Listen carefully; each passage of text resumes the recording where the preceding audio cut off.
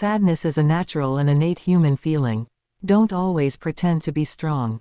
Express it by turning away, by crying, by silence. But don't give in to him because he will finish you as fire ends wood.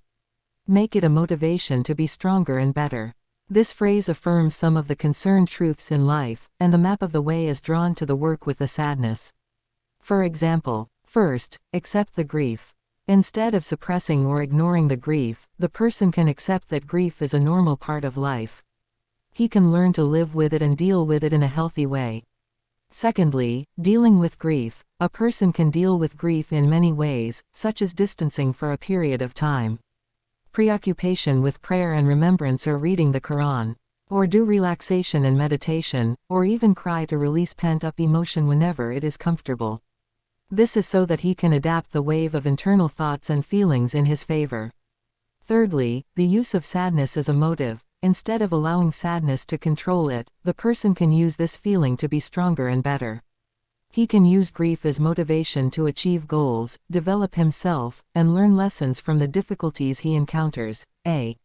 Finally, look for support. The person should not succumb to grief on his own, but should look for support and solace. He can converse with close friends, a family member, or even enlist the help of a specialist such as psychological counselor or doctor. It is worth noting that there are many international personalities who applied this wisdom and succeeded in overcoming the war. Zen and odds. Here are some examples of that. Helen Keller. Helen Keller was a well-known American writer and activist who was also the first blind and deaf person to receive have a bachelor's degree in social sciences. Despite her great challenges, she used silence and expressing her feelings and needs to enhance her strength and achieve change. Nelson Mandela. Nelson Mandela was a South African political leader and symbol of the struggle against racism and oppression. Mandela spent 27 years in prison for his struggle against the apartheid regime in South Africa.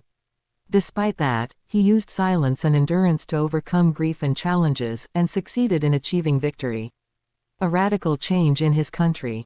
These are just a few examples of the many personalities who use the aforementioned phrase to overcome sadness and achieve fulfillment.